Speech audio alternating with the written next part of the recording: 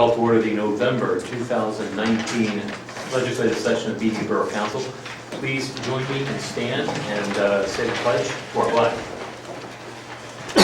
I pledge allegiance to the flag of the United States of America and to the republic for which it stands, one nation, under God, indivisible, with liberty and justice for all. Please remain standing. I'd like to request a moment of silence for the passing of a longtime and important member of our business community, Lorraine Gross. Paul, I believe that you have a few words that you would like to say concerning her passing. I'm sure most of us in this room knew Lorraine Gross. She was a pillar of this community. Her and her husband, Bill, served in numerous capacities, from elected positions as school board members to volunteers with the Media Youth Center and once was called the Media Boys Club. Lorraine was, without a doubt, a pillar of this community. May not be as recognized as her husband was, but I will say that without Lorraine, Bill would not have been the man that he was. She will be sorely missed. She was as much of B. Gross Incorporated as any of the Grosses that worked there. The sweetest person on the face of the earth, and also the toughest person that I think I've ever met. We have all lost a true friend. We have all lost somebody who loved media as much as any of us do. And I just would ask everyone to take a moment to remember her and to think about her and her family in this difficult time.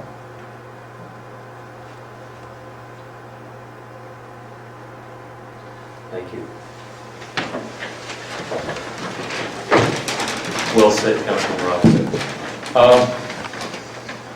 Let's go through a couple of housekeeping matters, and then we'll get into the meat of tonight's meeting. We have two sets of meeting minutes, both from this past month. We have our workshop meeting minutes from October 3rd, 2019. Do I have a motion to approve those meeting minutes as submitted? So moved. Second. Any discussion? Hearing none, all those in favor of approving the October 3rd, 2019 workshop meeting minutes as submitted, please say aye. Aye. Those opposed, please say nay. The motion passes unanimously. And then 2 weeks after that, October 17, 2019, we had our weekly legislative meeting, and we have a set of meeting minutes for that event. Do I have a motion to approve those meeting minutes as submitted? So moved. Second. Is there any discussion? Hearing none, all those in favor of approving the October 17, 2019 council meeting minutes as submitted, please say aye. Aye. Those opposed, please say nay. Motion passes unanimously.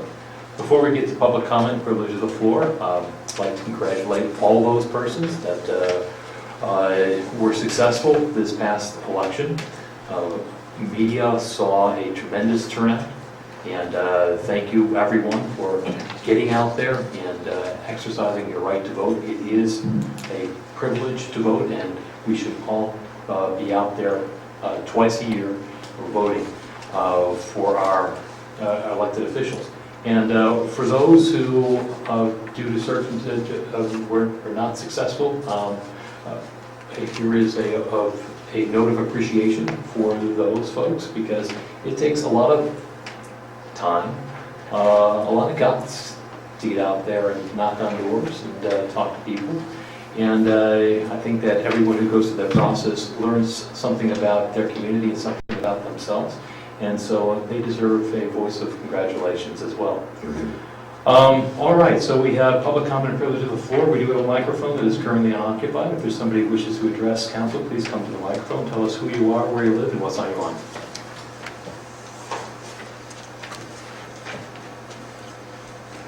I'll do the announcing for him as he wheels into view. Michael Jordan, North Jackson Street. No. North Monroe. Monroe, that's right, I apologize. 620 North I Monroe always get Street. my presidents mixed up. Brian, I was at the Veterans Parade, went off terrifically, but there is one person from media passed away that should be remembered. It is past time that Media Borough Council recognize the late Jack Sugarman, lifelong resident and World War II hero. For most residents, his name means nothing. Only a few of us saw him in life, and that number is diminishing.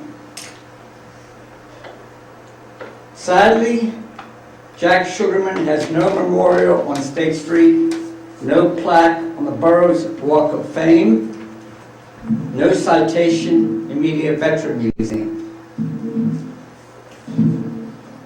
In 1943, President Franklin Delano Roosevelt awarded Marine Jack Sugarman, Private First Class, the Navy Cross for extraordinary heroism and devotion to duty in the Solomon Islands during World War II, our greatest generation. The Navy Cross is second highest honor for active service. The Medal of Honor, the highest. Some contend he should have been given the Medal of Honor. In media, Jack Sugarman is our unknown soldier. An addendum to what I'm saying here. The late Gordon Grimditch, who worked in the media borough, you're familiar with Gordon, told me that after World War II, there was a full parade in media for one person, Jack Sugarman. I want to hand out, I'm done with this, I want to hand out the Navy Cross, and this, I got it off the website. Brian, if you'd like, the mayor, he's a service person, maybe he could read that citation out to the residents, so I'll hand it out. Thank you. Did anybody here know Jack Sugarman? I remember the name. I can't say that I remember knowing him very well. He was a tough guy. He was the captain of the 1940 Media High School football team. Okay. As somebody once said, he was no angel. Michael, what year did he pass away? In 2000, I think it's 2000. I think he was 78. Jeff, that sounds right around the time that you came to the borough. Do you know whether or not anyone's ever written a letter to the Walk of Fame Commission to see, or on behalf of Mr. Sugarman? I don't recall, we can go back and check, but I don't recall. It does thought, Michael, that perhaps if you were to write a letter, Sure. similar to what the presentation you just gave this evening, to Okay. the Walk of Fame Commission, that they will consider him as the next honoree. That would be terrific. Right. And just, Bob, if you can just read that, his son. I'll read it when it's my turn. Yeah, okay, right, whatever, yeah, okay, thank you. Thank you. Okay, thank you.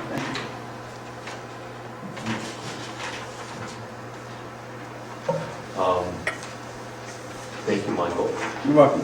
Anybody else wish to address council at this time, please come to the microphone and tell us who you are, where you live, and what's on your mind. All right, we don't have any other takers this evening, so we'll move along then. The camera's going to train its solitary eye on the table off to the side of the room, and you'll see that only one of the chairs is occupied. We expect that our solicitor will be here tonight, but he is running a little bit late. We do have a new representative from our engineer, McCormick and Taylor, Susan Geisinger Cologne. Did I get that right? Excellent. And she'll be here to deliver the engineer's report this evening. So, Susan, take it away. So just three things to kind of report on, just to give you guys an update. Just recently, the borough won a grant for $100,000 to update some of their signals to audible pedestrian systems. So some of the ones that were included in that grant have already happened, so we're looking at it and modifying the scope so that when we're ready to go design it, we know what our scope is. The second one being the tot lot. The tot lot is now open. It is done. Tomorrow, somebody from our firm will be out just to verify that all the outdoor work is done, and we're waiting on a maintenance bond from the contractor to close out that project. And the third one is just a little bit of an update on the parking garage. The phase one repairs are complete. We are looking to schedule a meeting with the designer so that we are ready for phase two come spring of next year. And that's all I have at this time. Thank you. You're welcome. Does anyone have any questions for Ms. Geisinger-Cologne at this time? If there not appearing to be any questions for you, thank you very much. You're welcome. And we have Mr. Scott, who has arrived with just at the serendipitous moment. This time in show business, I have no report. Thank you. Does anyone have any questions for the engineer at this time? Solicitor. I'm sorry, the solicitor at this time. Hearing none, we'll move on to the mayor. Mr. Mayor. Okay. Let's see, during the month of October, the police department handled a total of 757 complaints, and the list is available for anyone that would like to see it. In a week and a half, on December, I believe it's 3rd, it's back and forth, 2nd and 3rd, we're going to have a groundbreaking ceremony at the Jason House. I'm sure you'll be there. I'm sure I will. No, we're going to have a groundbreaking there. At the event will be Congresswoman Scanlon, Senator Kearney, State Rep Chris Quinn. Mike, I'll bet you'll be there too. Maybe. Okay. So this is a major event. This is their groundbreaking, and I think the whole price tag is about $700,000 what they're doing. And it's in both Upper Providence and Media, more so Upper Providence, but we don't tell anybody that outside of here. So, nice event, and I'm looking forward to it. And Dr. Jason, this will just be a couple sentences. Dr. Jason lived here from 1925 till 1951 when he passed away. He really founded the Republic of Korea. He and Syngman Rhee, and he was supposed to be the first president of South Korea, but he was not in good health in 1947, so Syngman Rhee became the president, and Dr. Jason was really the guy behind everything that happened. So that's right. Let's see, I'm going to read the citation that Michael gave me. It's not that long, but it's interesting. And while reading it, I'll learn a little bit more about Mr. Sugarman. So, the President of the United States takes great pleasure in presenting the Navy Cross to Private, that's the second highest award, to Private First Class Jack Sugarman, United States Marine Corps Reserve, for extraordinary heroism and conspicuous, tough words here, devotion to duty while serving with Company D, 1st Battalion, 7th Marines, 1st Infantry Division during action against the enemy Japanese forces in the Solomon Islands area on the night of October 24, 25, 1942. During a mass frontal attack by a numerically superior enemy force, Private First Class Sugarman, with his gun temporarily out of action, his position threatened by hostile troops, removed the weapon, and on the aid of a comrade, repaired and placed it back into action under heavy fire. On 4 separate occasions, he saved the gun for capture, repaired it under fire, continued to maintain effective resistance against masses of attacking Japanese. By his skill and determination, he inflicted heavy casualties upon the enemy and helped prevent a breakthrough in our lines, which at the time was weakly held by a small group of riflemen. His actions throughout were in keeping with the highest traditions of the United States Naval Service. So there's more to it, but Michael. The numerous casualties, there were 132 casualties. It's a lot of people. What is it? Casualties on the American side? On his, Casualties usually. the Japanese. Oh, Japanese side. You're right, heavy casualties. Okay. But sorry. All right, thank you. That's it. Are there any questions for the mayor? Mr. Mayor, do you care to say a few words about the Veterans Day Parade? I thought it was marvelous. What was the most marvelous part about it was that it wasn't 40 degrees, it wasn't even 50, it was in the mid-60s, I think. So that got us off to a good start, and it flowed pretty well. I mean, I think we were pretty well organized for it. And, for me, I had fun. I'd like to get out and just wing it, and that's when I get everybody's name wrong. So, but no, it was a nice day. Paul Robinson was running all over the place as usual. Brian was there, Sarah was there, and we had and we had the, let's say, the 8 county council soon to be and existing. All 8 of them were there. They got announced twice. I wasn't planning up, I just announced it twice. And Senator Casey was the keynote speaker, and Mary Gay Stanley was there, and it was a nice day. Anything I left out? Just, I think, as always, we need to give a special thanks to Jim Jeffrey from our code enforcement office, who volunteers his time for that day. And I want to say Larry Bach from Delaware County's emergency management team, Jim Jeffrey and myself are kind of like the back room guys. We don't stand on the stage, but if it wasn't for Larry and Jim, the parade would not get off on time and would not be as organized. So the two of them, need a tremendous amount of thanks, and they do a great job. And to be candid, they enjoy it. And we know for a fact that we have the best Veterans Day parade in the Commonwealth of Pennsylvania. I want to add something about Larry Bach. Larry Bach's father was our Grand Marshal back in '02. Larry Bach's father is probably the only person that served with the North Korean Army, the South Korean Army, and the American Army.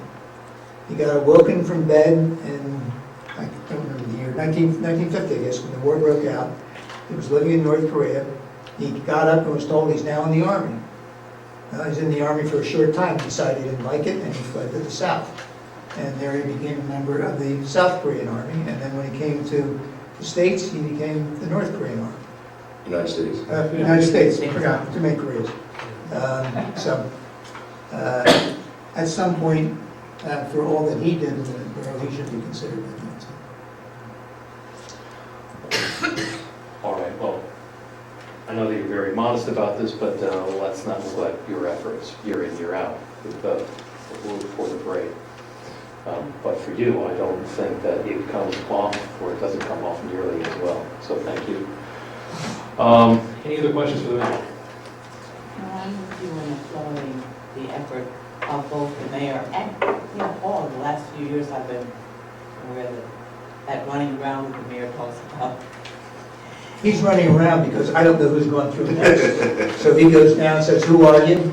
And yes, that maybe the notes that are passed up. But We have fun. so yeah, it's fun. Good job, guys.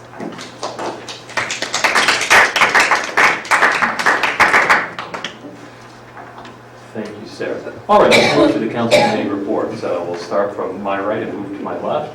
So we'll start with Councilman Robinson, Properties, Public Works, and Fire.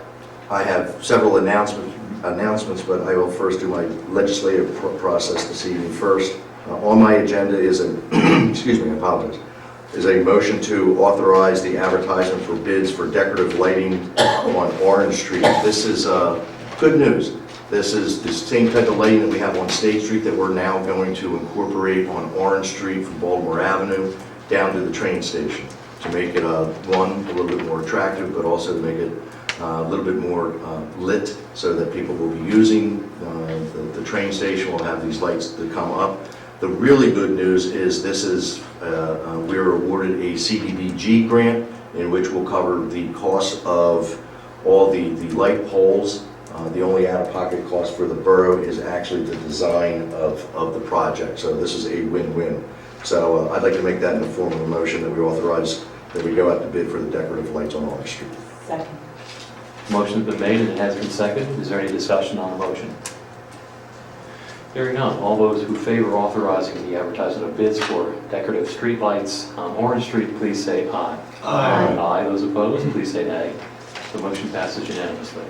And with some of my announcements, as everyone knows, every month I sit there and ask for volunteers for the media fire company as either a firefighter and or some sort of administrative position.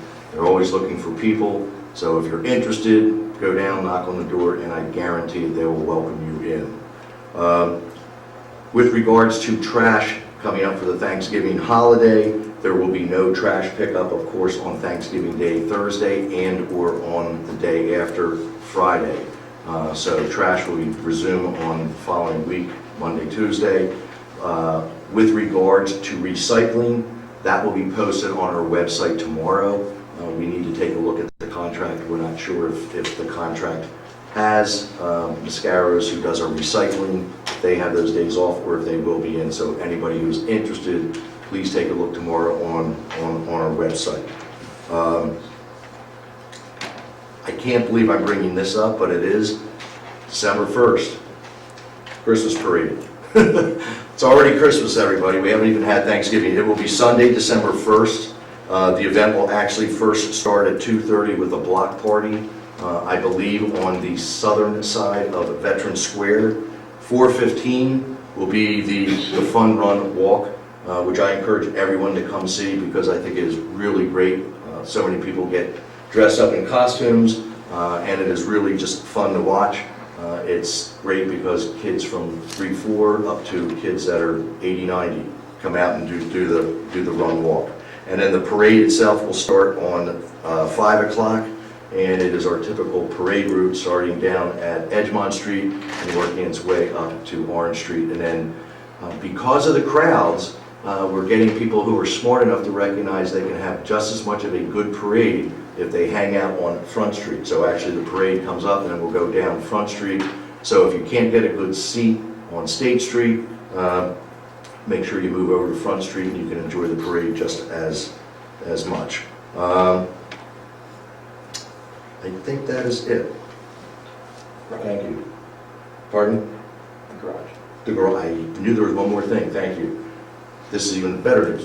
Our parking garage, which has been repaired for phase 1 and will be starting phase 2 in spring. There will be no cost for parking in our parking garages that we've done for probably the last 20-some years.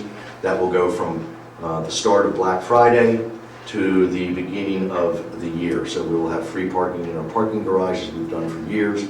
All parking spaces will be available. So come, enjoy, and you don't have to pay or use your credit card.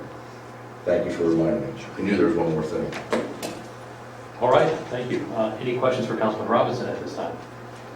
Hearing none, we'll move along to Councilwoman Lisa Johnson, MBA Historic, Public Safety, and Civil Service. Thank you. On my agenda tonight, I have 2 mass gathering permits. I have a question for you, Jeff. The first one is the New Year's Eve community celebration in Ball Drop, and they're requesting waiving the fee. Is that something we have to vote on? No, I don't believe so. The Public Safety Committee a while back had mentioned that they were not interested in charging a fee or overtime costs associated for community celebrations such as this one and parades. Okay, so we don't have to Don't vote need on it. Okay, great. Okay, so we need to vote tonight on approving the mass gathering permit around the Ball Drop. Of course, is on December 31st, which is a Tuesday night. Setup time is 10:30 p.m. The event starts at 11, it stops at 1 a.m. and breakdown needs to be finished by 1:30. And the State Street will be closed from Church to Olive. And there's 2 locations of DJ music, but I'm not exactly sure where. But I have no other information unless you guys have questions. Well, I think there's a motion. Yes, I'm sorry. Is there a second on the I'll motion? second. Is there any discussion on the motion? I guess the only question is the prior years, even though the event started at 10:30, there was no parking at, I'm going to say 7:30, 8 o'clock. Is that also going to be no parking on State Street? Yeah, the MBA is going to work with the police like they did last year. It seemed to go pretty well last year. So the event starts at 10:30, but more than likely there will be no parking from, The I event think, starts at 7. 11, setup time's 10:30. Right. But parking ended around 9-ish last Okay. year. That's why I just want to make sure people were aware that 8:30, 9 o'clock, you no longer will be able to park on State Street. Right. You're stuck at the party. In the past, I'm sorry. In the past, they've always had, they're not gonna have a band? Yeah, there's 2 locations of DJ music, so DJ. DJ, so I So guess, it's not having a band. I guess you're right. It's the 20s. It's 2020. You do DJs. All right, I'll call the question. All those in favor of approving the mass gathering permit application for the MBA's, I think it's the media business, Have they changed their name yet to Media Business? No. No, okay, they're still Media Business Authority, okay. For the New Year's ball drop, as specified by Councilwoman Lisa Johnson, please say aye. Aye. Those opposed, please say nay. The motion passes unanimously. Thank you. The second mass gathering permit is for the Media Farmers Market. It's around the clock, it's all the month, year round, there you go. But in the wintertime, it goes just to the first and the third Sundays, starting on December and going through April. So the setup time is at 8 a.m., the event starts at 10, it stops at 12, and the breakdown time finish is 1 p.m. And this is still on Edgemont between State and Front, where it's been for a little while now. And I don't see any other information, so I make that in a form of a motion. I'll second. Second? So, Is there any discussion on the motion? Yes, Councilman Dixon. We have a second. oh, okay. Question? Okay. So, they start breaking down at 1 o'clock? Is that? No, breakdowns needs to be finished by 1. The market goes till noon. Okay. Are there any other questions? Hearing none, all those who favor approving the mass gathering permit application for the farmers market on the first and third Sundays, beginning December through the end of April. I'll make Please. that, can I just, it's actually going to start December 15th, so it won't be the first Sunday in December. Thank you. Okay. All right, and did the maker of the motion understand that to be the case? It wasn't clear on the. You do now. Yeah, I was gonna You're make willing it to a amend very your clear motion? now, Oh. yes. And the seconder as well is willing to amend the second. All right, so then all who favor approving the mass gathering permit for the Media Farmers Market to begin December 15 through April of this coming year, on the first and third Sundays, please say aye. Yes. Aye. Those opposed, please say nay. The motion passes unanimously. Thank you. And just one other piece of information, I thought I'd let you know that earlier this week on Tuesday, we had an open house here in this chamber around the traffic calming project that we're doing. And the consultants that are helping us do that had it's very casual, but it was very social, and everyone was talking with each other about the various pros and cons of certain traffic calming ways to calm your traffic, I guess, and areas of the town that are particularly sore spots. So a lot of information was exchanged, a lot of good ideas, and appreciated those who came out. And we welcome your feedback from anyone who's familiar with media to help us improve the traffic in media.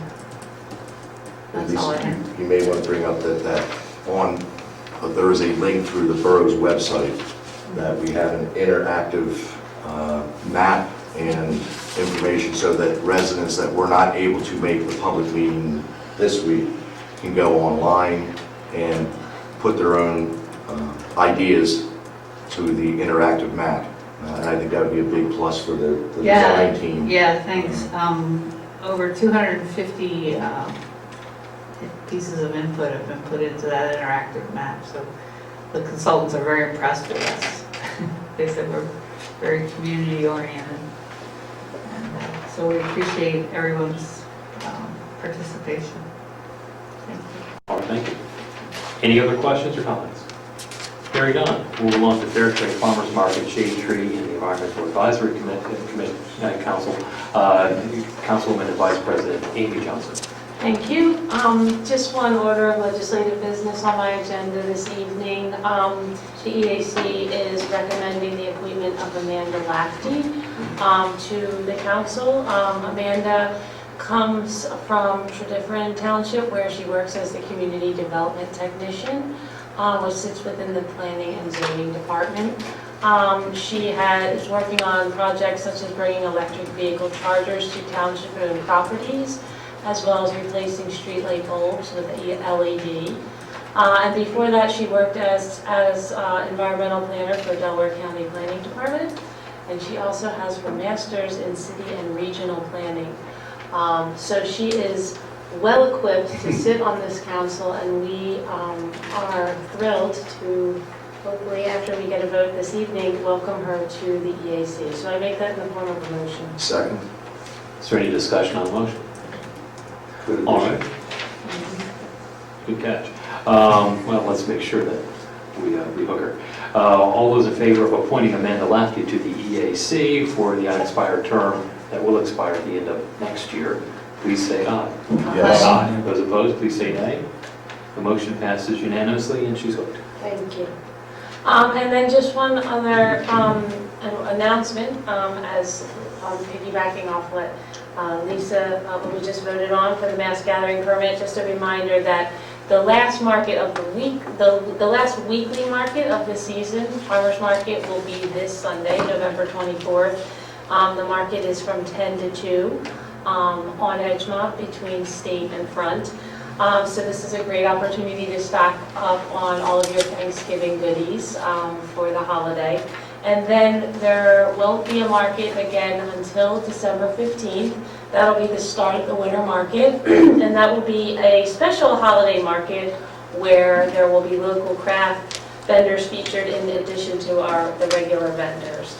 And so once the winter market begins on the 15th, you can visit the market the first and third Sunday through April from 10 to 2 on Edgemont Street. Amazing. Yeah. Oh, 10. I'm sorry, 10 to noon. The winter market is 10 to noon. Unless anyone has any questions. Does anyone have any questions? Hearing none, we'll move along then. My portion of the agenda has 4 items for legislative action. So we'll get to it. The first is ordinance number 1136, and this is about an ordinance that would regulate earth disturbance activities and erosion control measures. So what does that mean? Earlier this year, we had concern from some of our residents about some unwanted pests, and one of the factors we believe that caused this uprising of unwanted pests was construction in the neighborhood. So we talked about this among ourselves and on the CDC, and we also talked with our health officer, who made what we thought was an excellent suggestion. And her suggestion was that we ought to strengthen our ordinances such that whenever there is a disturbance of the earth, whether you're tearing a building down or you're putting a new one in place, that the developer be required to engage in some erosion control measures, putting on traps, etc., so as to capture some of the critters before they decide to move elsewhere. So that's what this ordinance is about. And so I make a motion that we adopt ordinance number 1136. That will give us a little bit more teeth in our ordinances to control pest activities whenever there is a demolition of a building or construction of a new building. I'll second that motion. Motion's been made and seconded. Is there any discussion on the motion? Okay, all those in favor of adopting ordinance number 1136 regarding earth disturbance activities and erosion control measures, please say aye. Aye. Those opposed, please say nay. The motion passes unanimously. Item number 2 is asking our solicitor to draft an ordinance of making some changes to the office district in the borough, at least what is permitted in the office district. At the present time, among the permitted uses by right or by special exception, you will not find a daycare facility. We've talked about this at the Community Development Committee, and we have agreed that the office district would be an excellent place to permit such facilities if someone were looking to have such a facility in the borough. So the proposal is that we permit daycare facilities as a special exception, not as a matter of right. And what that means is that you can have a daycare facility, but you need to go through the zoning process, and anyone who wishes to contest contest it may do so, but the burden is on those who oppose it to come forward, which is kind of a shifting of the burden, the normal burden when there's a zoning matter. So it gives it permits the opportunity for a daycare facility in the office district. So I make a motion that we authorize our solicitor to draft such an ordinance that would permit the daycare facilities in the office district as a special exception. Second. Motion's been made and seconded. Is there any discussion on the motion? Was there consideration, right now, daycare facilities are permitted in R2. And I thought that there was conversation, and we can do this at another time, amending, with regards to taking a look at possibly limiting the R2. The ordinance was definitely written in a time period when the overwhelming majority, if not all, daycares were, I'm going to call them mom and pop operations being held under someone's living room. As we all know, those days are dwindling, and we have more professional daycare facilities that are encompassing 15, 20, 25 children versus 2 and 3. So I don't know if you want to incorporate it, or at least have not look at it, or I have no problem with just having this be brought up at a later date. I think like the Well, what I've seen in some other ordinances is a different definitions of daycare, a family daycare being 5 and under students, and I'll call it I don't know what the name is for the bigger one. But you might want to have 2 different definitions of what a daycare is. One being small number of students or children that could remain in that R2 district. And then this one we're talking about is a bigger, forget the number of children that would be at this, but it was in the dozens, Yes. is what has kind of been proposed. So I would propose, but I'm happy We can do this at a later date. I know there's Yeah, some let's of do it. so I don't want to muddy the waters with the ordinances on the table tonight. I prefer that we do this as a two-step. So my motion stands, and I think that we have a second. I second. Okay. Any other discussion? Okay, all those in favor of authorizing the solicitor to draft zoning ordinance amendments regarding daycare facilities permitting daycare facilities in the office district, please say aye. Aye. Those opposed, please say nay. The motion passes unanimously. Item number 3 involves something that we've been kicking around for several months now. We have a beautiful little street garden on Veterans Square, just south of State Street. And we've had a several-step process of soliciting ideas for names for that garden. The results are in, and the results clearly favor naming that garden to honor one of our late residents, Bob Diamond. Bob was one of those persons that, despite being the tax collector and despite being placed in that position on a regular basis, everybody loved him. Just a great guy. And clearly that's why it is that so many favor naming the Veterans Square Garden after him. It's probably not the right time of year to dedicate a garden. So the thought process here is that perhaps we wait until sometime in spring, perhaps Memorial Day, where we can have a formal dedication. And that we on the CDC can kick around and make a recommendation to the rest of the council as to an exact name, whether we want to make it, we want to incorporate the concept of veteran or some other concept, but it will be named after Bob Diamond. So we're just still haven't put the dot on the I yet. So I'm not prepared today to move that we name Veterans Square Garden, but I am prepared to say that when it is named sometime this coming spring, it will incorporate Bob Diamond's name in it. Clearly, that's what the residents of the community wish to have. Mr. Mayor, yes. Why don't we do it the morning of Memorial Day? Do what? Demonstrate the morning of Memorial Day. We can dedicate it then, but we'll need to figure out before that what we're going to name it. So I'm suggesting that come January CDC, that we put that on the agenda, and we make sure that we have a name that we think is just right for that location and that will honor the memory of Bob Donovan. Item number 4, this is something that some on council have been agitating for a while, so there might be some broad smiles on this side of the table. At the present time, we meet on the first and third Thursday of each month. The first Thursday is what we call our workshop meeting, and that's where we get together and really think about things and talk about things. And then on the third Thursday, that's where we have our legislative meeting, that's where we take votes on things. Those of you who are familiar with those meetings know that the workshop meeting is scheduled to start at 7:30 p.m. and that the council meeting, the legislative meeting, is scheduled to start at 8 p.m. It's been that way for quite some time. There is a fair amount of sentiment to change those start times, and I'm persuaded that it does make sense, especially since it accommodates the off chance that we have a longer meeting, and it seemed to be the case that folks residents prefer to come out a little bit earlier, a little bit later to these meetings. So the proposal is that we start these meetings a half an hour earlier than they're currently scheduled.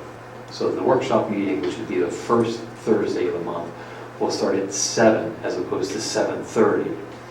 And the council meetings, the legislative meetings, will start at 7:30 as opposed to 8 o'clock. So that's the motion. Second. Motion's been made and seconded. Any discussion? I'm not going to allow any discussion, Yeah. so, Yeah, I'm going to speak for the night owls of the world and vote no. Okay, any other discussion? All those in favor of changing our 2020 workshop schedule and council meeting start times for the workshop to begin at 7 p.m. and our legislative meeting to begin at 7:30 p.m., please say aye. Yes. Aye. Those opposed, please say nay. No. The Motion. motion passes. Thank you. And we do have some applause from From the audience. the audience. That's all I got. Okay, any questions for President Hall? All right, then we'll move along to Recreation and Board of Health. Mr. Boyd. Thank you, Mr. President. A few announcements. There were a few events that Rec sponsored in November, one of which was the Sixers game on November 12th, which apparently was a really great game. Apparently Embiid won it the last minute on a dunk, so they had a great game for that one. The senior luncheon was another success. I'm trying to think how long we've been doing it. It's got to be at least 20 years, and Sarah and Bob were there. Looks like everybody had a great time, so thanks again to Rec for sponsoring that. I'm glad to hear the Tot Lot's open, so we've been trying to put together a dedication / naming of the Tot Lot, but since the weather's now gotten kind of cold, it's a consensus of Rec that we're going to wait until the spring and potentially link that to our Easter event, but I'll give you updates on that. But for now, it's open, it's great, apparently very people are enjoying it, but we'll do a formal opening and dedication sometime in the spring. Upcoming event, Winter Wonderland, which is one of the newer events Rec's been sponsoring, will be on Saturday, December 7th, from noon until 2. That will be here at the Community Center.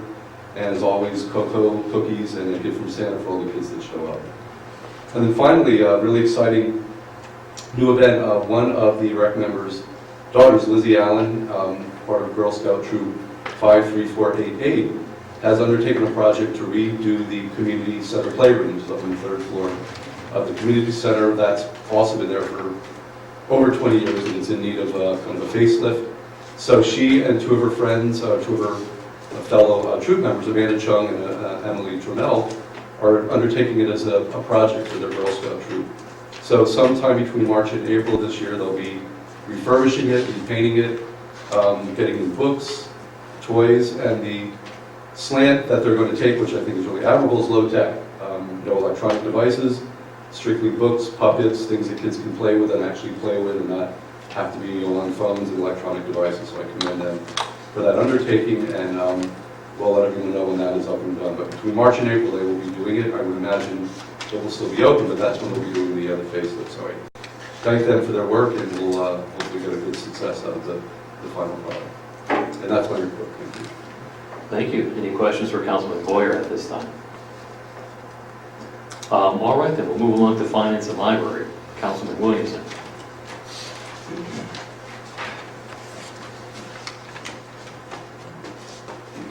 I don't really have much to report from the library's end. They did just have a successful book sale, but I can't exhort you to go since it just happened. But do please go again when they have another one in the spring. So I'll turn to the budget now. It's really budget season. And start with the status of our current budget, the 2019 budget.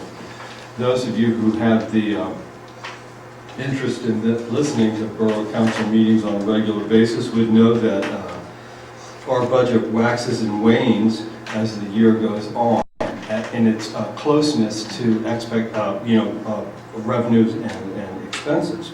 This time of year, it gets close to being right about this, at the same spot, which is what you would expect as it gets toward the end of the year.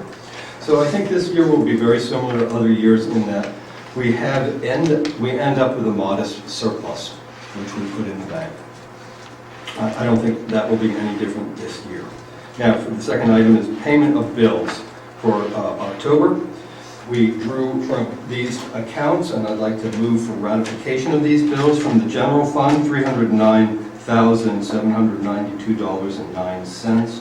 From the recreation fund, $2,545.68. From the capital fund, $39,267.30. I move approval of the October bills. Second. Motion's been made and seconded. Is there any discussion on the motion? Hearing none, I will call the question. All those in favor of paying the borough's bills for this past month, October 2019, from the general recreation and capital funds, in the amounts specified by Councilman Williamson, please say aye. Aye. Aye. Those opposed, please say nay. The motion passes unanimously. Thank you, everyone. Now I'm going to turn to the next year's budget. This is the meeting when we approve a preliminary budget. As our manager likes to tell us, it doesn't have to be in balance. It can be wildly out of balance, actually, but we do have to adopt it at this meeting if we want to get our budget done by the end of the year. But we do have a preliminary budget that is in balance, and it has been responsibly done like we always do every year. And some of the features about it are, it's very similar to last year's. Most of the items, to the extent that we could control the costs, have been controlled. But it looks to be about 10% bigger. But it really isn't. If you dig into it, you'll see that there's a significant line item where we're buying a significant piece of equipment for the fire company, which is buried in our operating budget, which tends to inflate it. But otherwise, the kinds of costs that we can't control very well is we've invested in our police force. So we've got a couple new police officers. They're going to cost us a little bit more money. That's an incremental additional cost in next year's budget. But the most significant thing in next year's budget, I think, is the result of all the good planning our borough does. And that is that we have a lot of capital projects built into next year's budget. Like most businesses, our budget is split into the things that we do every year, the recurring expenses like staff and picking up trash and so forth, which is in our operating budget. And then for things that we invest in and last a long time, we have a capital budget for those. So streets and the playground we just mentioned and so forth, those are capital items. We plan for those because they're expensive and they last a long time. So for instance, recently we did a wayfaring plan. In other words, a whole new signage system, one product of which you see at West End Flats, in front of it you see West End District and a new sign. Well, that's all going to roll out next year. We're actually spending the money to put that in place. We have a very good budget grant writer who gets us grants for many of these things, but every single grant you get are matching grants. So we end up putting out something. So I think we're spending maybe 30% of the cost for that wayfaring plan we have to put out ourselves. A lot of those things are coming in this year. So we've got $6 million in various capital projects in the budget this year. Now, because we get much of it covered, we've covered all but 3.7 million. So if we do every single project that we have on this budget, which would be remarkable, we are going to hit our savings account to the extent of $3.7 million this year. Just letting you know. It'll be all for good stuff, and we have plenty more than that in the bank, but it will be a significant hit to our savings account. Okay, those are the big things in the budget that I wanted to mention. Otherwise, as I mentioned to all of you, it's in balance, and there is no millage increase in it. So there's no tax increases in it. I would move approval of that preliminary budget. I know you all had a chance to take a look at it. So there we go. Second. Motion has been made and has been seconded. Is there any discussion on the motion? Job well done. We have a very good team, Mr. Councilman. All right, so we have a motion to approve the preliminary 2020 General Capital Fund, Liquid Fuels and Recreation Fund budgets. Call the question. All those in favor, please say aye. Yes. Aye. Those opposed, please say nay. The motion passes unanimously. Thank you very much. Now, the final budget will come back to you all next month. And I'll let you know, since you're here, you still have to suffer through this piece of information. We have, in years past, done a public hearing on the budget prior to the council meeting, to which no one comes. So after 3 or 4 years of having no one come, we've decided not to do that anymore. And to the extent that we'll cover what I just covered in some more detail, we'll do it during my remarks in the council meeting. But thank you. Next item is a regular event. I'm going to let our municipal solicitor cover the differences between this year's cable franchise agreement and those 12 years past. There's something about the term. That's all. The term is shorter. I'm sorry, I have several franchise agreements going in my head, and I can't remember, this one is 5 or 7 years. We used to do 15-year ones, but there's a changing regulatory environment, which cable companies see as favorable to them. They don't want to lock into long terms. So, I mean, we're lucky enough to have with Bob's associate, a very capable negotiator for this, so he's done the best he can. There's not much else we can do, so I'm going to move approval for this new agreement. Second. Second. Is there any discussion on the motion? Hearing none. All those in favor, but are we adopting or we're ratifying? All those in favor of ratifying the successor cable franchise agreement with Verizon, please say aye. Aye. Aye. Those opposed, please say nay. The motion passes unanimously. And now, for an item of some importance to our administrative staff, I believe, I sure hope so, is that a successor release for a new postage machine from Pitney Bowes. Mr. Smith, is there anything remarkable about that? I mean, No, it's just a very, very slight savings. It's $1,548 annually. However, it includes an agreement, so that's why it's in front of the board Our for code consideration. requires contracts to be approved by council. we have a real stickler of a municipal solicitor. So we are going to, I move approval of this successor release. Second. Motion has been made and seconded. Is there any discussion on the motion? Hearing none. All those in favor of approving the successor lease with Pitney Bowes for a new postage machine, please say aye. Yes. Aye. Those opposed, please say nay. The motion passes unanimously. Okay.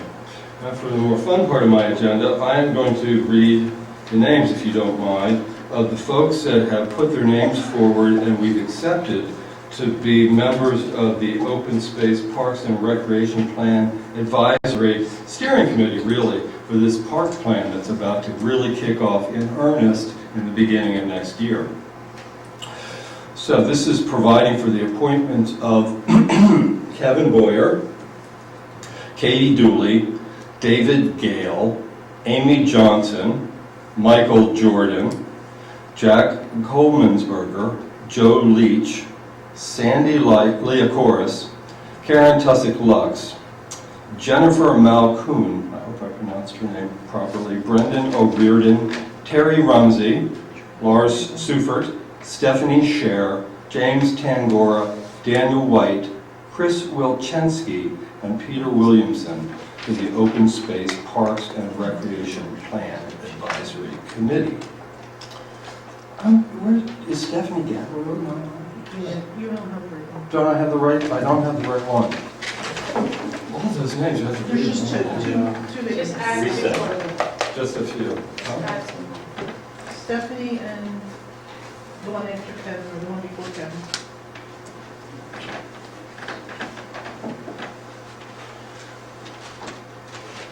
See if you can do it again, Peter. Yeah, let me just do it again. It's not that hard. We're gonna hit reset. It's not, Reset. you know, okay, so let me try that again. Kevin Boyd, oh, and let me point out, so this is comprised of, on purpose, members of Borough Council, members of commissions and so forth in the borough that already exist, like the Rec Commission and so forth, and members of the general public. And I'm a representative of Keep Media Green, I must say as well. So, we have Kevin Boyer, Katie Dooley, David Gale, Amy Johnson, Michael Jordan, Jack Colemansberger, Joe Leach, Sandy Leocoris, Karen Tussick-Lux, Jennifer Malcoon, Brendan O'Riordan, Terry Rumsey, Laura Suford, Stephanie Scher, is this anyone? Yes. James Tangora, Daniel White, Chris Wilczynski, and myself, Peter Stephanie Williams. Memorial, that's also the original. She wasn't, She was. She's not here. she's not on this one. So how many are I'm starting with? Well, can I add her name on there? Yeah, I mean, now I'm suspicious of it. Is it, anyway, can we pass this conditioned on the You can add that, Pete. Right, we can always amend it at the next meeting, or we can, we can take a sense of council at our next workshop meeting and ratify and follow. It is important to get the names right, though. I have the right name right here. Okay. Stephanie and someone else. Here you see the well-oiled machinery of government. Exposed. I don't think he said it was. There's another person. Oh, okay. How about I just add the people that... So you just have to add Ally Britton and Stephanie Gilmore. Okay. To my previous list, I amend these two names. Ally Britton, Representative David, and Stephanie Gaborio, a representative of the Friends of Glen Providence Park. I'll amend my second. Is there any discussion on the motion? Oh, that seems to be. We seem to be exhausted. All right then, all those in favor of approving resolution 2019-30 for the creation of an open space parks and recreation plan advisory steering committee with the members that Mr. Williamson has painstakingly identified for us, please say aye. Aye. Yes, aye. Those opposed, please say nay. The motion passes unanimously. Welcome. You notice that's a large group, and I just want to mention that this is a great community. This is a community of people that like to do things, like to volunteer, like to be part of decision-making, and we welcome it. So thank you to all of you that volunteer. I'm looking forward to it. That concludes my report. All right, thank you. Any questions for Councilman Williamson? Hearing none, we'll move on to Personnel, Public Relations, and Historical Archives. Councilwoman Sarah Dixon. Okay, business that we need to take care of tonight. For several weeks, we've been looking for part-time parking enforcement officers. That's a long name. Because we were down to one, really, and they ran an ad and got 10 people who were saying, I'm interested, and interviewed and said, Sarah and the committee, here's 4 absolutely perfect people. So I am moving that we hire these 4 perfect people. I will give you their name. Thomas Gillian. Oh, I need to put on glasses. Thomas Gillian. William McIntosh Jr., Lauren Nuttall, and Margaret Polite.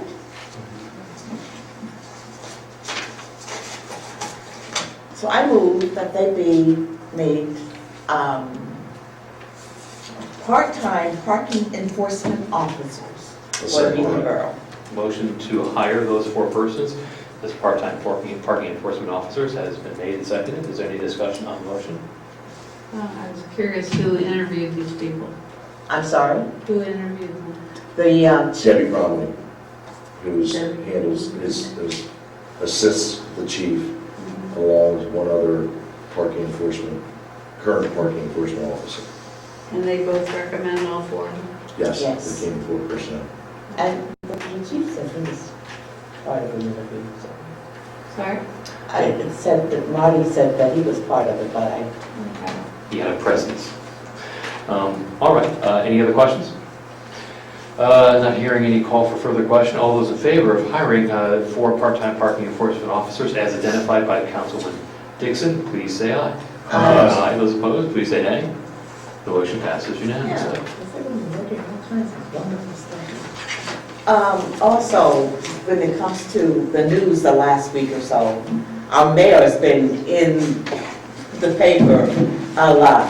The Daily Times for the veterans and You're not the reading the town police hall. blotter, are you? You will. I heard, nothing. It's all been positive. And of course, when we had the parade, we had actually 2 of the stations. I'm sure that Tim was there also, but I didn't check them out. So we've been getting a lot of positive press, and thank you very much for that. And that's all I'm reporting or talking about. All right, thank you. Any questions for Councilwoman Dixon? No. Hearing none, public comment and privilege of the floor. If there's anybody who wishes to address council, please come to the microphone. Tell us who you are, where you live, what's on your mind. And looks like we don't have any takers this evening.